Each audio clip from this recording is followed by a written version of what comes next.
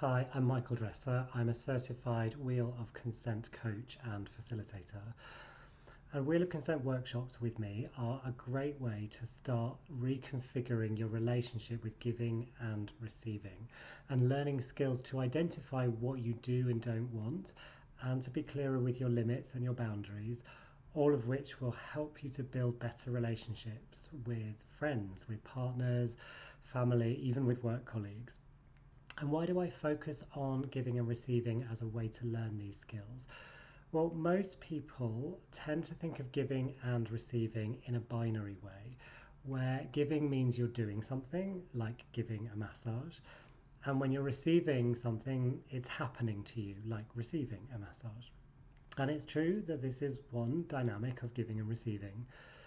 But I think that the reason that giving and receiving often feels so confusing or difficult is that our real lived and felt experience is actually broader than just that one dynamic.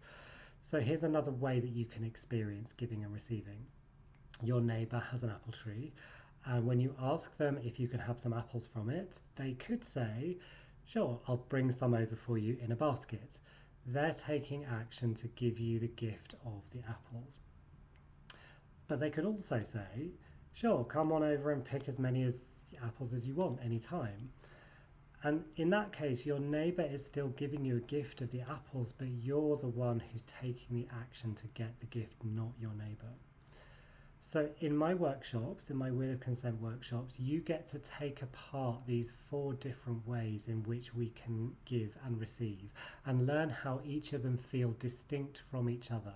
And as part of that, you'll start to learn who each interaction is really for, as well as how to identify the difference between something that you want for yourself and something that you're willing to do for somebody else, and also what you're not willing to do. And most importantly, you learn how to start communicating clearly about all of this. So the workshops invite touch-based practices as a way to learn by experiencing and feeling. But there is absolutely no requirement to touch anybody else if you don't want to. And in fact, actually, these workshops are not really about the touch. They're about learning how to notice what you want or what you don't want and to make choices and communicate around that.